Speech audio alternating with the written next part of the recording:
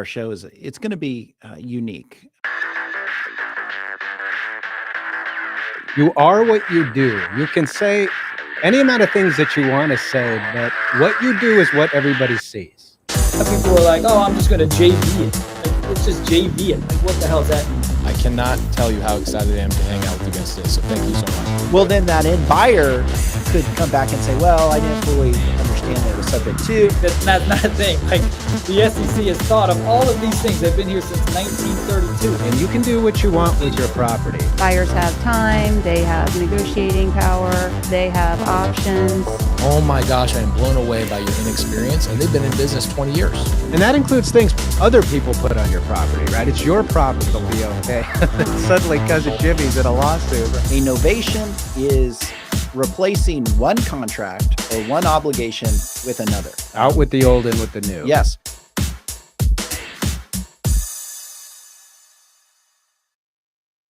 Hey, good morning, everybody. Welcome to the show. Today, we're talking about the impact of South Carolina's new law and regulations on wholesaling. I'm Andy Fowler, and I'm here with Sean St. Clair. If you're new to the show, make sure to like our channel. You can find us on YouTube, Facebook, and X. You can find us at the handle @InRem Podcast. That is @InRem Podcast. Also, you can download an audio version of the podcast. Sometimes that's an unspoken kind of part of the podcast. We don't talk about it a lot.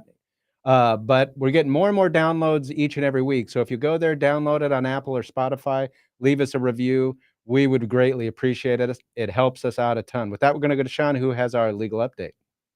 Thank you, Andy. So our legal update today is answering the question, what is the list pendants and when is it used? So a lot of people are confused between the idea of a memorandum of, say, a purchase contract or an affidavit of a purchase contract and a list pendants. They are both recorded documents or can be recorded, but they are for two separate purposes. So first, your memorandum or affidavit is a document that's recorded to basically provide the world notice that you've entered into a contract to purchase. In Arizona, we have pretty strict laws on when you can record these memorandums or affidavits, and there's certain requirements you have to comply with. And if not, there could be, pretty significant penalties for failing to comply. A list pendants is also a recorded document, but it's a document that's recorded upon the filing of a lawsuit that will impact or affect title to real estate. So notice of list pendants basically means notice of a pending lawsuit affecting real property. And so in order for you to record a notice of list pendants, you actually have to file a complaint with a court of competent jurisdiction. And then that complaint has to allege some claim that if the outcome is determined in the favor of the plaintiff or the party bringing the lawsuit, it could impact the title to real estate. And if you properly allege that claim, you can then go forward and record upon the filing of the lawsuit a notice of list pendants, which basically says, hey, look, world, if you're going to come and you're going to be interested in this property, take a lien against this property, buy this property, just know that there's this lawsuit pending and you're going to take your interest in the property subject to the outcome of this lawsuit. But it's very important that the lawsuit actually allege a claim that's going to, the outcome of which is going to affect title to real property. I've seen, and it's a mistake, and attorneys and their clients have ended up in hot water where they bring a lawsuit, and the lawsuit may arise out of a contract involving real property, but the lawsuit is one for damages. And they're not seeking any type of relief with respect to the property, but they go ahead and record a list pendants anyway. Or I've also seen it, and this is even more extreme, where they've actually recorded a list pendants when the complaint doesn't even involve a contract with respect to involving real property, and simply seeks money damages, but the plaintiff wants to be able to secure their judgment or soon to be issued judgment against the defendant's real estate. And so they go and they record a list pendants against the real estate, even though the action is not one that's going to affect title to real property. In those circumstances where it is recorded to try to just, encumber real estate for the recovery of money damages, that's a wrongful recording. And as a result, here in Arizona, you could have the attorneys and their clients in hot water. And what that means is basically there could be sanctions for wrongfully clouding title to the property. So sanctions include treble or triple the actual damages, statutory damages of $5,000, plus the having to pay the property owners attorney's fees and costs incurred in having that list pendants removed from record or from their property. So it's not something to be taken lightly, the recording of list pendants. But basically, to answer the question, what is a list pendants and when it is used? A list pendants is notice to the world that there is a pending action affecting title to real property, and it's recorded only upon the filing of such a lawsuit. All right. Thank you, Sean, for the legal update. With that, let's go into a couple announcements. Every Tuesday, today is that day, 2 p.m. Arizona time, we have the Creative Finance Collective. Make sure you're there for that. So what is the Creative Finance Collective? That is a chance for attorneys or basically professionals in the space of creative finance, not just in the state of Arizona, but in all states and for all lawyers that want to participate in that, to get together and talk about what they're seeing with regard to the laws in their respective states, what they're seeing with clients, problems, successes. But it gives you a chance to hear lawyers discuss creative finance from the perspective of a lawyer. We talk about the risks, the rewards, the advantages, the disadvantages, so on and so forth. But what we also do is make ourselves available to you, the listener, for an entire hour. So really what we're about for that hour is engaging with you, the listener, talking through issues or questions that you have specifically about the area of creative finance. So if you got those questions or you have an interest, make sure to join us. 2 p.m. Arizona time, live, and that'll be on YouTube, Facebook, and X. You can go to any one of those, join us. We'd love to have you. And we're there for as long as we're getting questions. So it's a good time to go through that. Also, if you have questions for today's episode, we're talking about a real specific topic in a real specific area. So if you have questions, make sure to post those in the chat. We'll get to those in the final 15 minutes of the episode. You don't need to wait till the end to post those questions. In fact, if you wait to the end, you'll probably, if you're like me, you'll forget. So post them now or as you're listening, and we will get to those then. All right, so let's get into our topic today. What are we talking about? We're talking about South Carolina law. Sean and I have talked about on a number of episodes throughout the history of the NREM podcast about the topic of wholesaling. From a legal perspective, from an investor perspective, the problems, the advantages, the disadvantages, we've sliced it a number of different ways. And one of the things that we've said, and a lot of our guests have said over the last couple of years, is if there's going to be in any area of the law where we see regulation, we're probably going to see it in the area of wholesaling. And that's what we've seen. And one of the more recent states that have passed regulation to that extent is the state of South Carolina. So with us to talk about that is attorney Gary Pickren. Gary, thanks so much for joining us. Hey, thank you so much for having me. I really appreciate it. Yeah, we appreciate you taking the time. Now, Gary, you're a partner with Blair, Cato, Pickren, and Casterline in South Carolina. Tell us about your law practice, how you got into doing what you do. Sure. I've been practicing law since 1995, and in that time frame, I've done 30,000 real estate closings.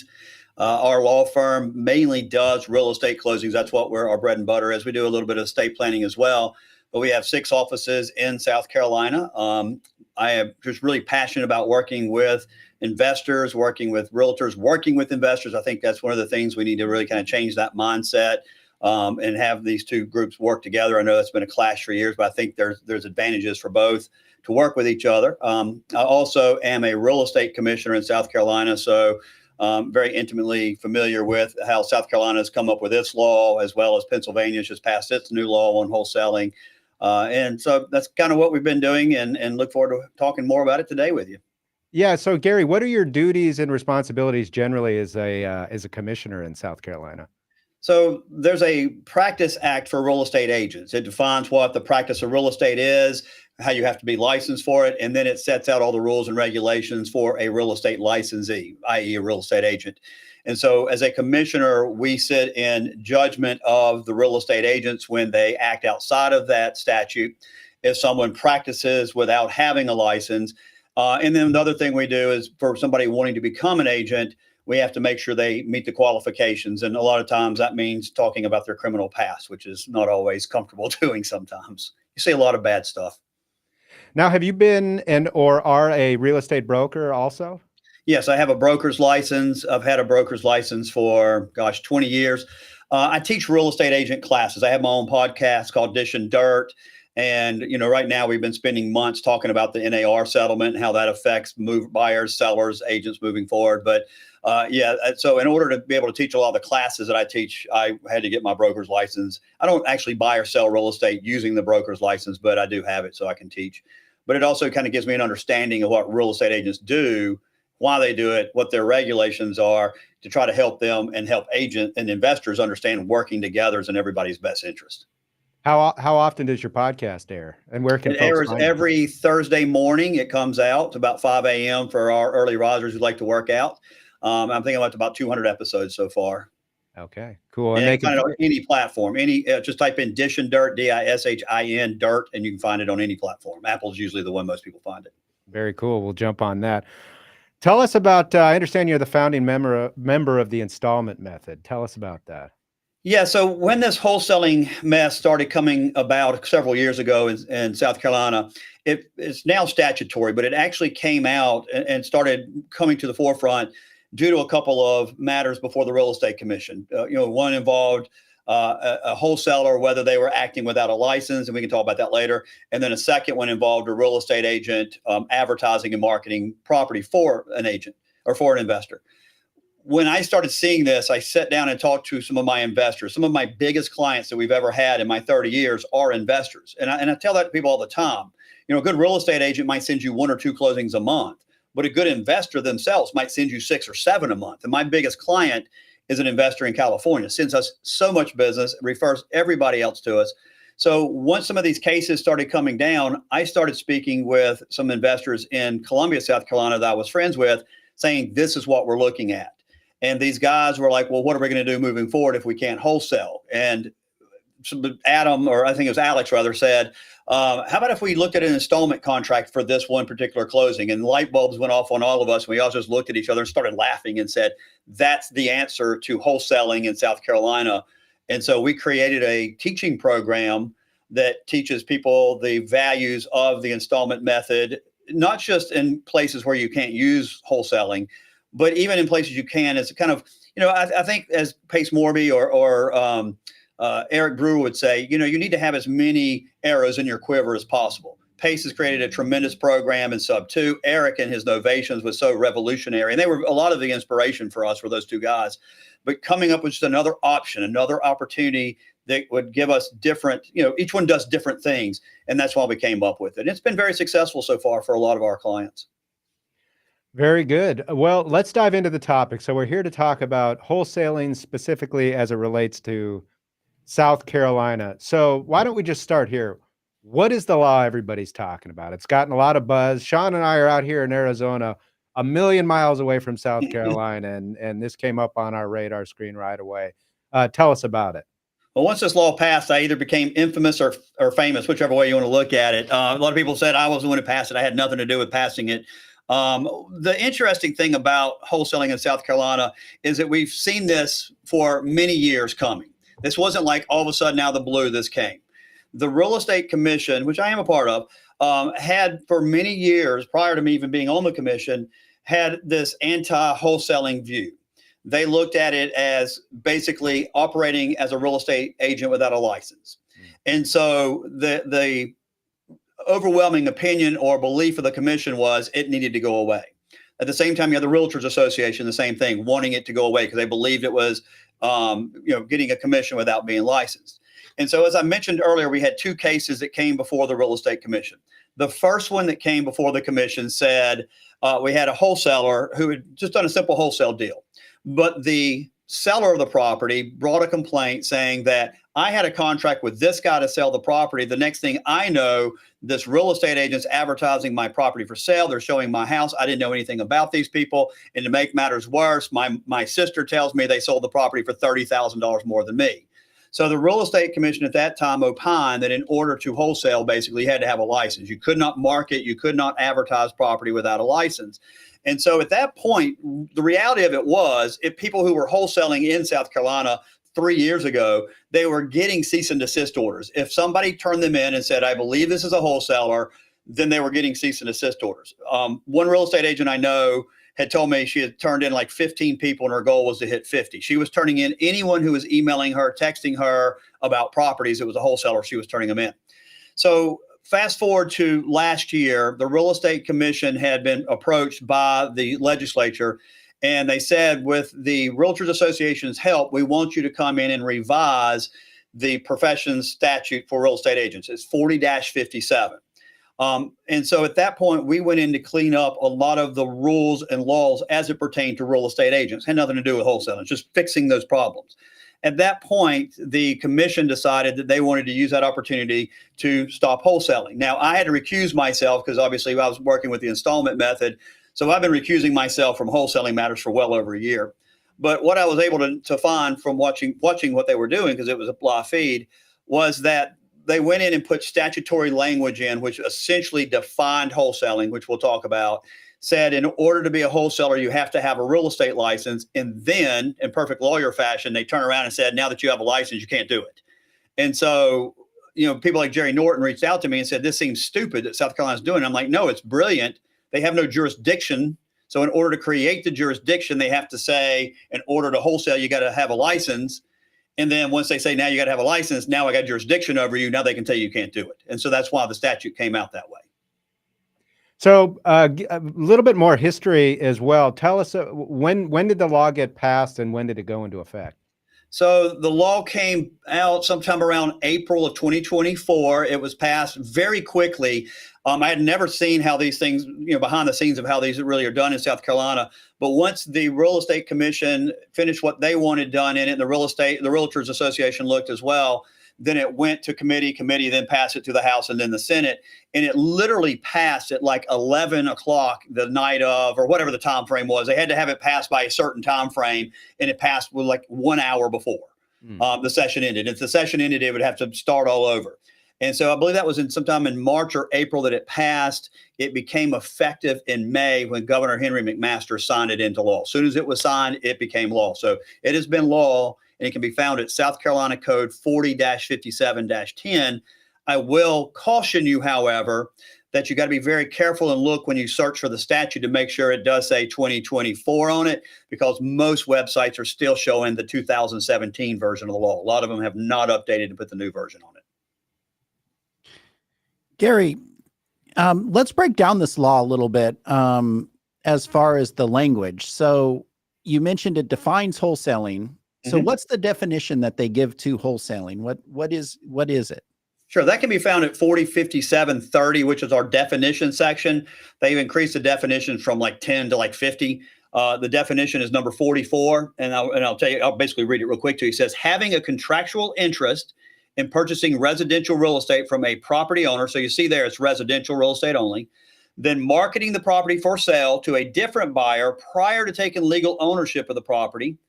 Advertising or marketing real estate owned by another individual or entity with the expectation of compensation falls under the definition of broker and requires licensure. So as lawyers, let's break that down. It's basically four components. One is the contractual interest, meaning you have a contractual right to buy the property. Number two is then you market and advertise the property to sell prior to taking ownership of that property, that you are expecting some form of compensation for that. And then fourthly, though it doesn't say it, obviously, it's done through some legal instrument such as an assignment. And that's basically what wholesaling. I don't think there's anyone reading that definition who would think that is not a proper definition of wholesaling. That's how I've always understood wholesaling to be. I think that's how everybody else, which then brings you to the second part of that definition, which I'm sure you're going to want to talk about, which says wholesaling does not refer to the assigning or offering to sign a contractual right to purchase residential real estate. And we can talk about what that means whenever you're ready. Yeah, so let's break down the definition a little bit. So you mentioned that it only applies to residential. In Arizona, even though lending would define residential as a fourplex or less, in Arizona, ours is a duplex or less, would be residential real estate. How does South Carolina define residential? 1 in 4 family. 1 to 4 family? Yeah. Okay. Yeah. So ours is 1 to 2, but I know lending allows up to 4. So anything more than a fourplex, then this doesn't even apply. Right. So Okay. you can do raw land is one that a lot of people have brought to my attention. There apparently is a lot of wholesaling in raw land. And even outside of the wholesalers, a lot of the builders, the way they do it would essentially fall in the definition of wholesaling. They sign a contract to buy land, they start doing their due diligence, decide they don't want it, but they have a friend who does. And so they assign it over and make money. I mean, technically that would be the definition of wholesaling. I think that's why they took commercial out of it.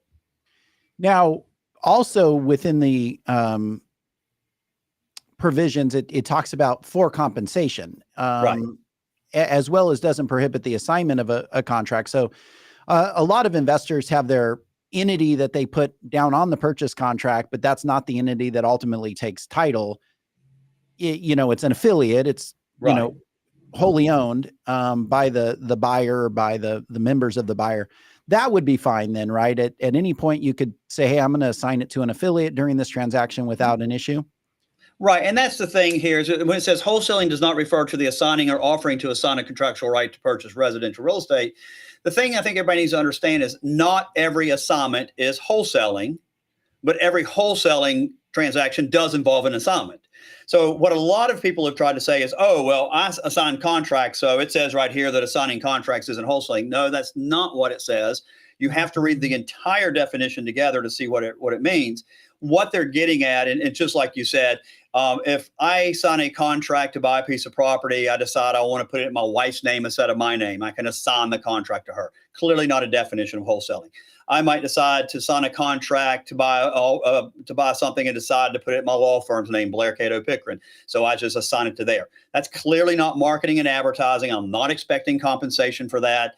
That's not wholesaling at all. Now, assigning it, however, when I found a piece of property under contract, I start marketing and advertising, and then I assign it to you and you buy it, that's clearly wholesaling. And so that's where a lot of people try to play semantics with it, but you can't. I mean, that's not. Now, this definition is pretty broad, and it appears to go beyond wholesaling and encompass double closings and even novations. I think so. Yeah, you think it would include those? Yeah, my firm's already taken the position as pretty much almost every firm except some guy that's in North Carolina has a South Carolina attorney. I think he sometimes does these, but pretty much every law firm we've talked to are not doing anything related to wholesaling. They're not doing back-to-back closings. And what I mean by back-to-back closings isn't that they're buying property A or selling property A and then at 10 o'clock buying property B, two completely different properties. But buying a property at 9 o'clock and selling that same property at 10 o'clock is a problem. And the reason being is, how did you market and advertise the property without becoming the owner? And you can't tell me you closed at 9 o'clock. And from the time I dispersed the check to you at 9 o'clock, we found an owner, searched the title, got the loan in process, and closed it all in 15 seconds. It's just not happening. So, most lawyers, because we are, everybody's like, well, you're not the police of it. Yeah, try to tell that to the federal government. We are the police of the real estate transaction. And I don't know how we can pass the giggle test that we did back-to-back closings and we know there was no marketing or advertising. It's just the rare occasion. Sure, it could happen. Rare, but I'm not risking my law license. I don't think you would either. Yeah. So that raises a question. Have you guys put in, what your presumptive time frame is for the turnaround sale by an investor on a property? So first of all, our firm, as most of the firms we're talking to, will not do an assignment closing at all. If there's an assignment, pretty much the general rules, we're not going to do it. Now, if it's an assignment from you to your law partner and you say, hey, look, this is me, I'm signing it to my law partner, there's no compensation. Those rare occasions we do, but an investor saying, hey, I promise this isn't wholesaling, we're not risking our law license for that. As far as the back-to-back, what we're saying is the contract cannot be dated until you take title. Okay. That makes So once sense. you take title, then you can give me a contract. And because I've already done the title search, I can probably close it in a day or two. but we're not going to accept any contract or open a file on it until you're on title or an ownership interest, which we can discuss under the installment method. Now, I've also heard some commentators, attorneys say, okay, and in some ways you've answered this already, but we'll dive into it. On that second half of the definition saying, hey, you can still assign a contract. That's fine. I've heard people say, well, you just market the contract. You say, okay, I have a contract to buy a single family home, 2,000 square feet, 4-bedroom, and you describe the property, but you don't give the address, don't give photos, don't do anything like that. Maybe just give her general vicinity. And they say, oh, well, you can do that. You can market the contract. And then if somebody's interested, then you send the contract over to them, and then they can do their own due diligence or research on the property. And it sounds like you're taking the position like that may work, but we're not going to get involved in that. Well, and there's 2 points on that. Number one, you're right. As a lawyer, am I willing to risk my law license? What lawyer do you know that would be willing to risk their law license playing semantics with this statute? As lawyers, the bar is very clear. We are not to assist anyone in skirting the law, violating the law. And so if we're wrong and you have been marketing and advertising the property and not the contractual position, then it's our law license. You might get a small fine. I can lose my law license, which lose my law firm. So that's the first part. But the part about it is the statute. Let's look at the second part of the statute. South Carolina Code 4057-135. This is what it says. An advertisement that markets a contractual position to acquire real property from a person, either equitable or legal title, and does not imply, suggest, or purport to sell, advertise, or market the underlying real property is permissible under the section. So simply put, you can say you may market a contractual position as long as you don't imply, suggest, or purport to sell, advertise, or market the real property. How do you do that? So let's take a couple examples. I have a contract for sale. Here's a picture of a property. Did I not just imply that there's underlying real property? Certainly I did. If I put a description without putting a picture, I have a 2-bedroom, 3-bathroom house, contract. Did I not just imply there's underlying real estate? Of course I did. If I put a tax map number, an address, that's implying that there is underlying property. So the reality of it is, while a lot of people have looked at this statute and goes, look, I don't sell. And I've seen these crazy disclosures, like these big red disclosures. I am not an owner of this property. I'm not advertising the property. I'm just offering a contractual position. That's like saying I'm not a drug dealer. I just sold you the baggie in which the drugs came in. I mean, come on, people. I mean, you can sit here and play this crap all you want, but the reality of it is that's not going to stand up. I don't know any way you can do it except one. Let's say that I know that Sean and Andy are big investors and they have 50, 100 properties going at any time. I pick up the phone and call and say, hey, Sean, Andy, tell me, do y'all have any properties? I'm looking for something over here in Greenville, South Carolina. Do you have anything that you might be willing to sell me? Sure, I got this contract. You didn't market and advertise it. I came directly to you. I think that might work, right? Right. Except find a lawyer who's going to close that. Right. Because you have to prove that, right? You have to, right. And you're not going to sit there generally and rely upon some statement by an investor saying, well, I never marketed it. Right. And how would you actually establish that? Right. Because the bar doesn't care that you lied to me. They don't care. And people need to understand South Carolina is a lawyer state. What that means is all real estate transactions have to be closed through a lawyer. We are responsible for title review, title insurance, recording of the documents. We're basically on the hook for the entire transaction.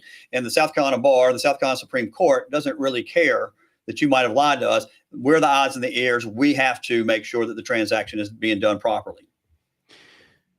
So you went through a background of, the parties in favor of the law, but was there anything underlying, some bad actors, something going on in South Carolina where, all of a sudden South Carolina is like, we just got to get rid of this type of transaction, Right. Why exactly was this passed? Well, like in any industry, there's some terrible lawyers that shouldn't be practicing law. There's some terrible lenders who shouldn't be out there. And unfortunately, in the investment space, there are some bad wholesalers, and those are the ones that go out there and sign a contract, no intention of ever closing it. They market it.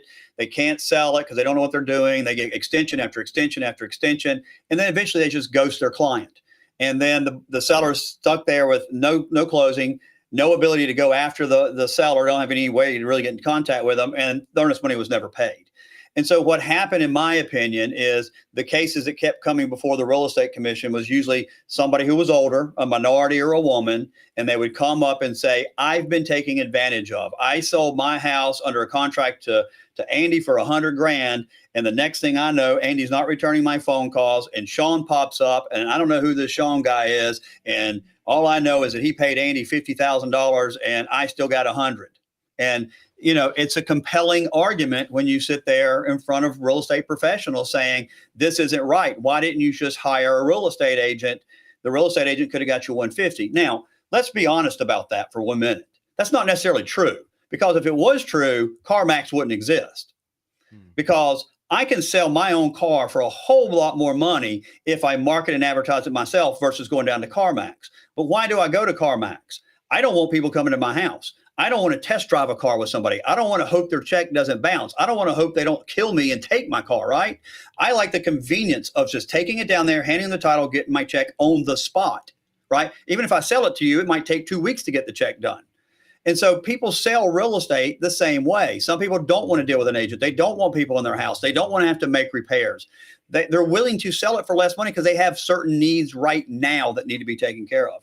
So I don't necessarily subscribe to every wholesale deal is taking advantage, and they kept calling it equity theft. I don't believe that for 1 minute. I think the investor is an absolute necessary part of the real estate economy, 110%. So let's talk about some of the potential workarounds. Another, in addition to marketing the contract, one thing that I've heard people suggest would be to use a single asset LLC, put it under contract, and then market your membership interest in that LLC for sale, and basically assign the membership interest as part of the transaction. Is that still a violation? No, they can do that. It's just very expensive and very risky. I mean, as a lawyer, can you imagine the risk you're taking when you buy an LLC? Because when you buy the LLC, you're buying all the liabilities, debts, and so forth, whether they're known to you or not. Now, you can always sue the other side for not disclosing, but they're gone. Right. So there's a lot of risk in doing that. Plus, the cost of it would be just, not astronomical, but very expensive. I think there's other avenues that are a lot easier and cheaper. But I've had people ask me all the time, sure, go right ahead and do that. You're going to pay $5,000 probably for that transaction. And there's a lot more risk in doing something like an installment contract that we talk about.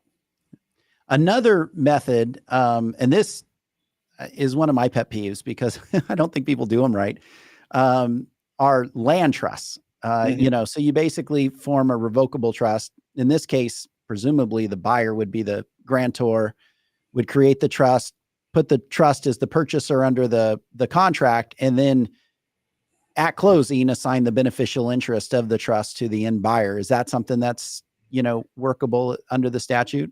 Yeah. The problem with both of those, though, is remember, you still can't market the property until you own it.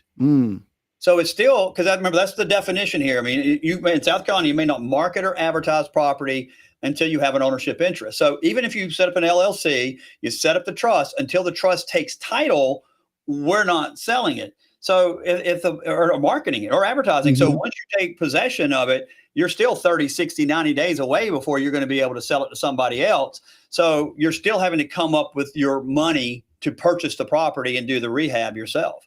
So I don't necessarily think it covers or takes, that's what the wonderful thing about the wholesaling was. I didn't have to put any money in. I could go buy a $200,000 house and never put, other than some earnest money down, much money in it. I think under both of those, under South Carolina law, yeah, you can still do them, but you're going to have to buy the property. You're still going to have to go to Pace and get Gator financing or something and pay and buy it. So in Arizona, we call installment contracts, executory contracts, we call them agreements for sale. In Wisconsin, where I'm also licensed, we call them land contracts. And I think in South Carolina, you call them land contracts. Installment contracts mainly, or bond for titles. Bond for title. Okay. It's all the same, just semantics. But talk to us. Is that a workaround for this law? Is doing a short term, some type of contract for deed or installment contract? Absolutely. And full disclosure, again, we created the program installment method. So everybody, well, he's got financial interest. Sure. My financial interest is I'm one of 8 owners in a company that makes about $100 every time we sell one. So I'm, really making a lot of money here on this stuff. So, but, let me just give you the quick background of installment contracts and why they're so beautiful. They have been around since the 1800s. They have been around in every single state. Every single state either has case law on it or statutory law. They were done back in the 1800s in a bad way in a lot of places. Chicago, they were being done, and they were done in a discriminatory way. What they were done is that white people who own property would sell them to African Americans, and then the second the African American didn't make a payment, then they would take the property back, and the African American would lose all the money. Then they would sell it again, and the rates were like 19%, 20%. So they were very egregious. A lot of the laws in the case law came in to protect the buyer. In our program, who's the buyer? The investor. So for the first time ever, we have law that actually protects us instead of harms us, right? So, so the installment method is very good. They were very popular in the 1990s. My brother bought and sold houses using them himself for his personal use. And the reason they were big in the 90s was lending was very tight. Buyers couldn't get loans if they had any blemish on their credit. If they couldn't prove income for a certain period of time, it was a buyer's market. So sellers would take any type of offer they could get. What we have done in our installment method program is we said, look, those installment methods back in the day, or installment closings, bond for titles, all that, they were for 24, 36, 48 months. And they had a very bad fallout rate because you're typically were a seller who had bad credit selling to a buyer who had bad credit. After about 8-10 months, the payments wouldn't be made and it would all fall apart. But what we said is, look, why don't we take these transactions and make them into short-term transactions, 60, 90 days, so we don't have this long period for things to fall apart. And when we do this, every single state in the country, we noticed, recognizes that when you have an installment contract for deed, you do have an ownership interest in the property. Not only do all the states recognize it, FHA, VA, conventional lending programs all have guidelines on how to close and refinance installment closings. The IRS has taxing guidelines on how to tax a transaction. Title insurance companies from Chicago Title to the Fidelity, you name it, they all have underwriting guidelines. So when we start looking at, we're like, look, we got the legal backing here of this program. And so that's what we started teaching, is teaching people to buy using the installment method to do 60, 90-day transactions, which now gives you the ownership interest, which means now you can start marketing and advertising the property the second the installment contract is closed and recorded. So to break this down, basically what the reason why an installment contract or a contract for deed or bond for deed does not fall within the regulation is because you actually are creating an ownership interest in the property. Now, is the installment contract, is it recorded? Yes, we record it. And that's what I really like about this. And this is what sets the installment method back out from wholesaling, right? When you have wholesaling and I've agreed to sell my house to Andy, and then he flips it over to you, Andy's gone. And so anything Andy and I have agreed upon, unless it's in writing, it's just gone, right? There's no transparency to that transaction. I don't even know who you are, how you came about, how much money in most situations. But with the installment contract, I'm only dealing with that one investor. It's not being flipped to somebody else. The transaction is with me and that investor. It's 100% transparent. It's recorded. There's actually a closing that's done when we do the installment closing. We actually do a settlement statement. We go over the documents. So there's full disclosure, full knowledge, full transparency, which is why the real estate commissions across the country look at them and go, okay, that's fine. Because they know all of the problems with wholesaling, the lack of transparency, the buyer going away, or the buyer being changed on you, nothing being recorded, no lawyer being involved, no title company being involved, all gone. Now, what I like to tell you about why I really like this idea is it kind of flips the script a little bit. The one thing I'll tell you in wholesaling versus installment methods, when I'm a wholesaler, my job is to push you as the seller down as far as possible on price because I'm going to flip it to another investor. So if I'm going to flip it to another investor, that investor's got to get me down so there's still enough money for them to make profit. There's not an indefinite amount of profit or infinite amount of profit in these things. So I got to push the seller down. With the installment method, I don't have to do that anymore. And the reason being is I don't have to sell to another investor. I'm now selling on the open market in the MLS with a real estate agent that I hired. I'm willing to pay 6% to, because she's going to sell the house for me to an end user who on average pays 66% more money than a wholesaler gets it. I've had all of our clients that we've run the program through have told us the same thing. They were averaging 15 grand on wholesaling. They're now averaging 45,000 on the installment method. They're making a lot more money. When we're able to make more money in that manner, what does it do for me? Now I can attack it in a way nobody else can attack it. I go to the buyer and say, or seller and say, Mr. Seller, what is your pressure points? Why are you needing to sell this house? As we just talked about with CarMax, not everybody has the same reason to sell the house. And so I can craft my transaction to meet the seller's need.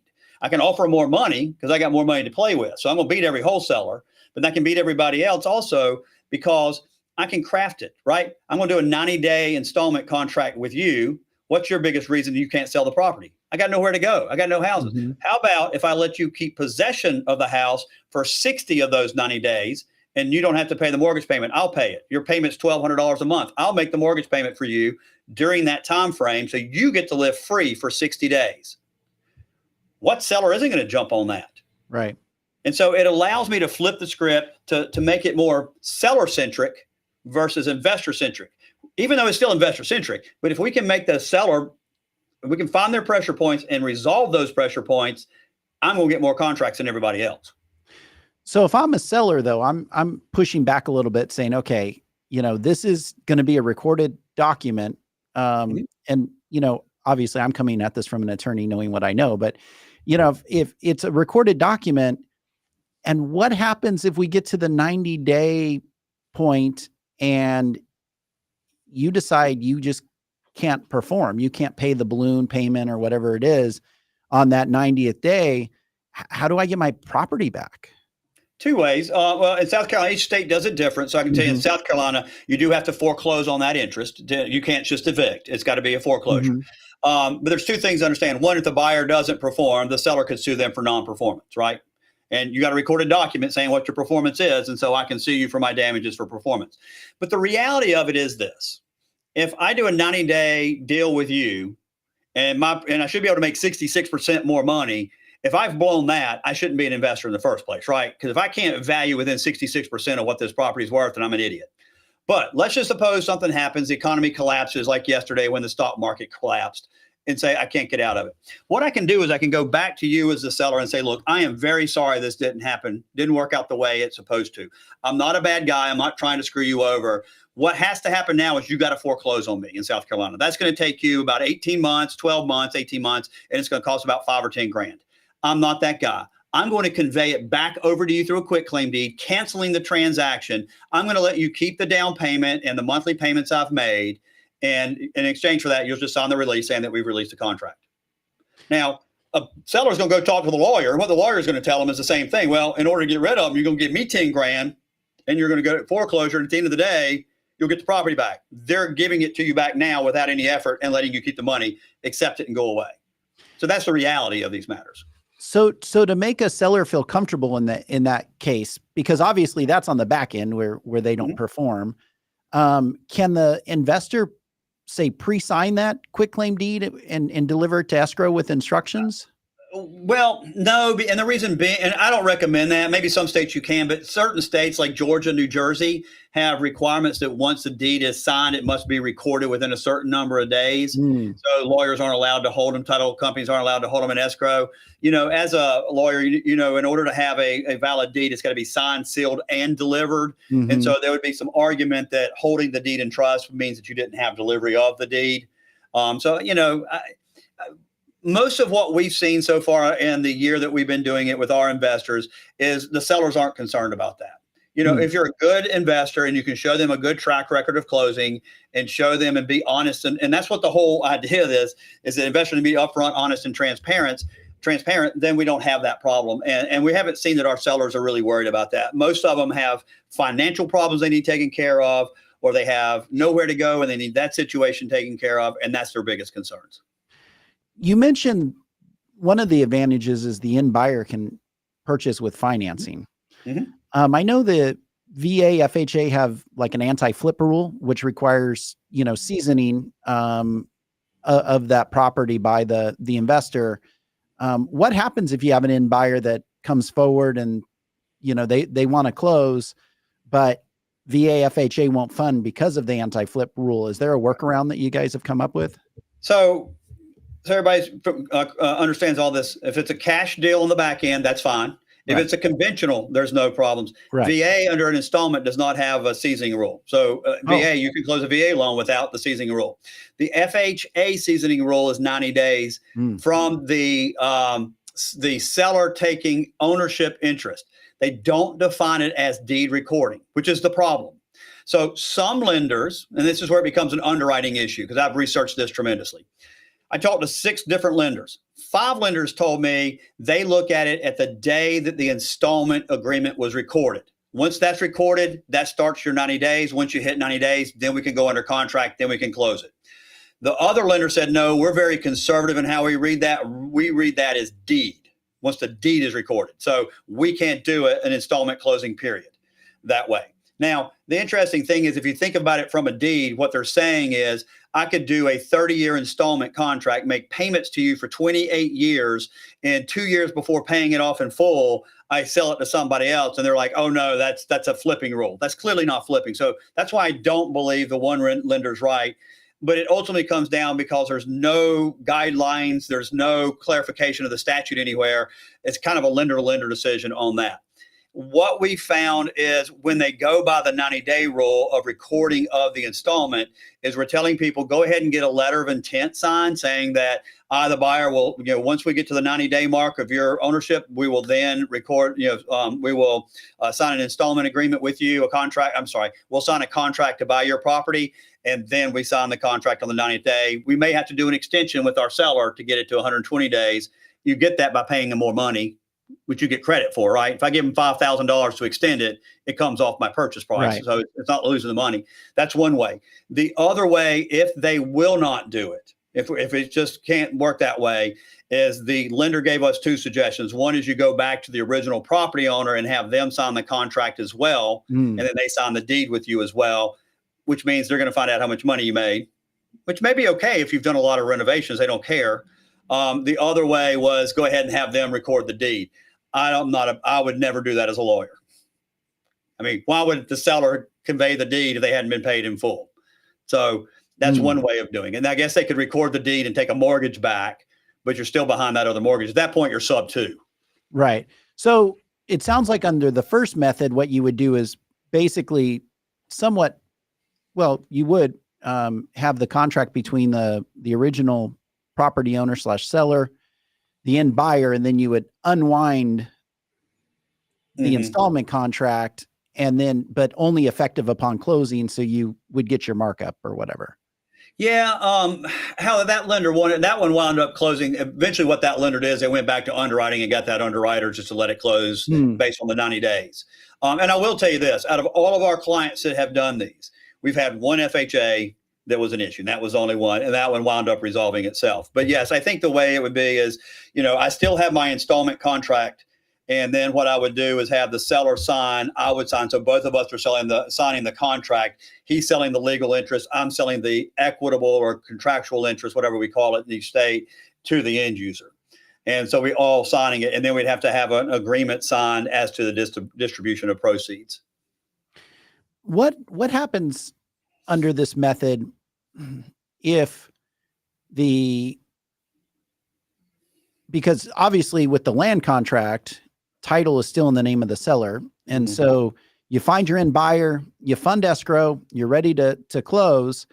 And the seller's like, yeah, I'm not signing that deed. What does that mean? Do you need the seller's cooperation? What does that look like? So you do need the seller's cooperation, but the reason they're going to sign that deed is their mortgage isn't getting paid off until you pay them in full. Because most of these deals, let's just use some made up numbers here. I'm paying you $200,000 for your house. I'm going to give you $1,000 down payment, $199,000 in 90 days. Well, in 90 days, this seller still wants the remaining portion of their equity, whether it's $500 or $5,000, and they still need their mortgage paid off. So none of that happens until they come to the closing of the B2C transaction, sit in the lobby, and then sign the document, the deed. Then we hand them their check. So there's very much incentive for them to come and deal with it. If they don't deal with it, I still have the right to sue them for non-performance, and I have a recorded document now.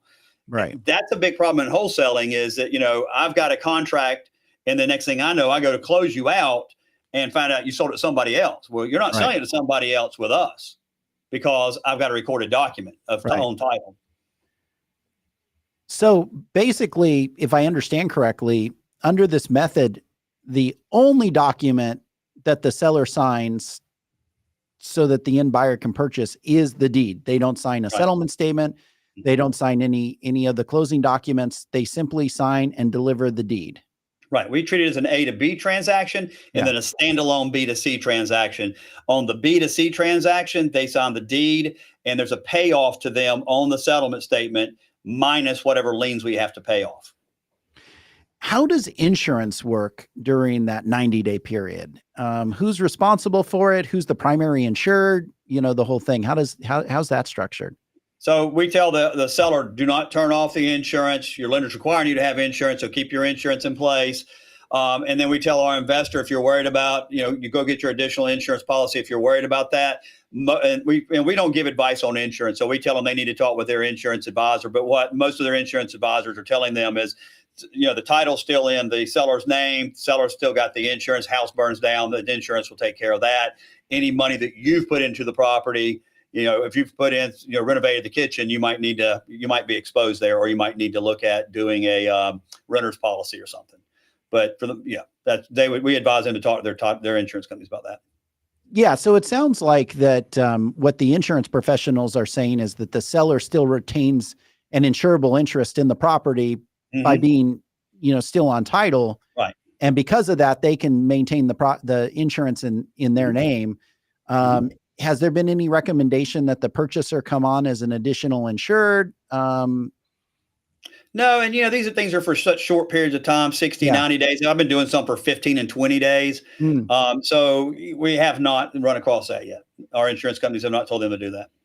So does South Carolina have transfer fees? So when you record, say, a installment contract, in some states, we don't have them in Arizona, we have them in Wisconsin.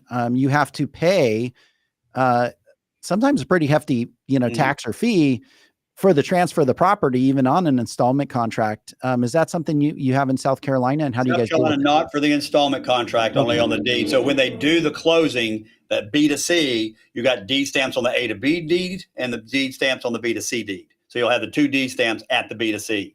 So our investor, who will be the seller on the B2C transaction, they'll typically wind up paying both deed stamps. One of the things we do in our program is we try to keep it as simple for the seller as possible. So being that you're getting 66% more money, factor in those costs.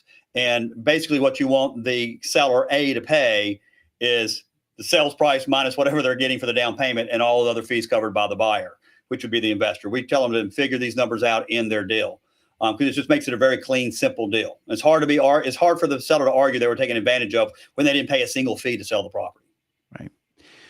Now, for the situation, you mentioned that there's times where the sellers are going to retain possession of that property for at least a period of time. You mentioned one of the negotiation possibilities is to basically say, hey, I, as the investor, will pay your mortgage payment for you. Is there ever a situation where they could negotiate where basically the seller remains, and as rent, basically they just pay the mortgage every month? Can that be negotiated? The sky is the limit. And that's what's so beautiful about these things. We have done them where the person leaves as soon as they sign the installment method. We've had them where they stay 10 days, 30 days, 60 days, 90 days. We've had it where the investor pays the mortgage payment. We're having it where the homeowner pays the mortgage payment. One of the most interesting ones we had, nobody could get this guy to sell his house. My investor went to him and said, why won't you sell the house? He goes, it's November. I know I'm losing this house to foreclosure, but I cannot leave because I need my children to be here during Christmas. So they went ahead and closed on an installment, let the guy stay through January. They let my guy go in the house and renovate the kitchen and the bathroom. The family's just told the kids, we're going to sell the house. We're getting it ready to sell, but we're not going to move until after Christmas. So Santa Claus will still know where to come. And then what my investor did, we wrote it into the deal that above a certain dollar amount, he would split the profit with the original A at 60-40. So talk about giving an incentive for a seller to sell it. My investor wound up making almost $100,000 on this deal. Mm-hmm. And the homeowner wound up doing everything he could. He helped do some of the work in the house. He was cleaning. He was getting the yard ready because he knew he had an incentive to get that profit dollar up for him because he was going to make some more money. So the sky's the limit with them, because in our program, we teach you how to come up with all these different methods and all the different ways to convince sellers to sell the property and how to write those in our contracts. So this method obviously came out of forthcoming regulations, interpretations of the licensing laws in South Carolina, and was targeted to South Carolina. But it sounds like this can be used nationwide. And in particular, one of the types of transactions I always hate, some clients do them, but I hate them, is novations. I know Eric Brewer very well. Yeah. He does it on a volume and does a good job, but not everybody's Eric Brewer. Right. And so I just hate them. It just seems like there's so much risk, liability concerns, et cetera. And this type of transaction seems like it can replace novations and be a safer transaction. So we did a lot of research. We had a team of 5 lawyers. My law firm's half owner of this program, and then our investors were the other half. And there was a lawyer in that investment group. We painstakingly went through every single state, looking at their case law, state law, to make sure it was legal. But the wonderful thing about our program is you can buy the national program, and it teaches you about how to do it nationally, but we're starting to come up with state by state. So the installmentmethod.com is the national program, but if you just want it for South Carolina, we have the installmentmethod.com/South Carolina. We're getting ready to come on board. Then by the end of this month, we'll have North Carolina, Georgia, we'll have Tennessee, Mississippi, Texas, basically every southern state we're going to have, Florida. And so what we're doing is slowly adding each individual state. When you buy the national program, then you'll also get access to the individual. Well, what's neat about the individual states is the individual states will come up with a contract that has been reviewed and approved by a licensed lawyer in that state. The installment agreement that's recorded, that's been reviewed and modified by a lawyer in that state. And then you'll get the contact information from that lawyer on how to work with that law firm to do the closings. So by getting the individual states, you get the individual lawyer that knows how to do it, has gone through our program, understands it, and is willing to close with you. But yes, we think this is a good program nationwide. The only state we're concerned about, there's a couple of things I do need to add. Texas has subchapter D, which is a crazy law, but it doesn't apply to installment contracts if they're less than 180 days. Ours are 90. Wow. So our lawyer, one of the lawyers that we're working with in Texas, is his program where he's coming in to help us with that /Texas is an instructional video saying you do these for 90 days, 120 max. We don't do them anymore. Anything above that, we got to avoid. But even if you went into subchapter D, it just adds more disclosures. It doesn't kill them. Pennsylvania, on the other hand, they got a new wholesaling law coming out in January. It's already come out. It's effective January. The definition of wholesaling is so broad, who knows if it includes installments? I don't think it does, because there's a separate statute for installments. I'm in the process of writing a letter, which will go to the commission, asking them to opine in Pennsylvania as to whether installment contracts would be. But no, I think this can be used in Chicago where they have problems. I think it can be used Texas, North Carolina, Georgia, Florida, you name it. Arizona. And the thing about it is, even if your state says wholesaling is okay, y'all still do sub-2s. You still do novations when the product is better.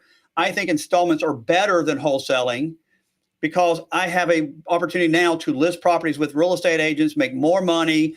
I'm using the seller's equity in order to do that in terms of buying it. It just flips the script. And I just think it's a better program than trying to wholesale. And I think Pace would probably agree, and I think Eric would agree that their programs are better than just plain wholesaling. And I agree. So I just think this is a better program. The thing I will say about this, it wasn't a year ago where everybody was saying, Gary doesn't know what the hell he's talking about. Wholesaling is going to be legal forever. And here we are. South Carolina's outlawed it. Pennsylvania's outlawed it. Do you think as a lawyer, that's the end of it? No. It's just going to keep going. Once We're one gonna see state does it, they all do it. Yeah. Yeah. The states follow each other all the time. So I think, not every state's gonna outlaw it, but I think you're gonna start seeing some dominoes, following that. So last question, then I'll turn it over to Andy to close us out. This is fascinating. I this is just such a unique and novel way of transacting. So you mentioned you have two contracts. You have a purchase contract, and then you have the installment contract. Are there states? I know in Arizona, I just use one form, which allows you to open escrow and everything, and it's not notarized at first, like a purchase contract, and then it's delivered to closing, and then it's notarized. Are there states where you just have one contract, or are you always breaking it up into two? So how we're doing it is, in order for me to get the seller to sign to sell the property, he and I have to enter into some type of a contractual agreement. Yeah. So that's the contractual agreement. The second document is the actual contract for deed that gets recorded. So we're not recording the first one because the first one is usually being written by buyer and seller. There's scratches all over it. They're not filling in all the blanks. It's done wrong a lot of the times. So we're taking that agreement, which very much mirrors what we record. I'm taking that as a lawyer. I'm implementing those terms into my actual agreement that I then record. So that's why we're doing it as doing it two ways. Very good. I do not want to record the A to B transaction where they've written it themselves, because I can guarantee you there's stuff in there that's not done right. It's just, they're not lawyers. So we got to fix it, right? Right. Yeah, exactly. And that's not a slam on the investors. They're just not lawyers. And so, that's why you pay us to make sure it's done right. Right. Exactly. Protect you. Right. Well, Gary, thanks so much for joining us. I was just sitting back here enjoying the lawyer transactional Super Bowl here. I know Sean was gearing up for this for some time, but like I said, we've been tracking wholesaling for a long time. Boy, when we started this show, it was right around the time Arizona itself passed a wholesaling law, and it's just we see regulation coming in the space of real estate. This is prime for it. We really appreciate your time, Gary. Tell our listeners how they can find and connect with you. Sure. Installmentmethod.com is our program. Right now, as I said, we have installmentmethod.com/South Carolina. We will be adding all the southern states, I hope, within the next 2 or 3 months, but you can always go back and just type it in, add / the state you're in, and see if it's up yet. Texas is coming in very soon as well. You can find me at Blair Cato, BLAIRCATO.com, and my email is Gary@BlairCato.com. All right. For those watching on YouTube, we have in the description of the video link to all of the ways to connect with Gary as well. So go there, click that. Gary, thanks so much for being with us. Let's do this again soon. Appreciate y'all having me. Love to come back anytime you need me. All right. We'll do it again. With that, everybody, that is our show. Thanks for joining us. Make sure to join us next week. We'll see you then. Have a good day, everyone.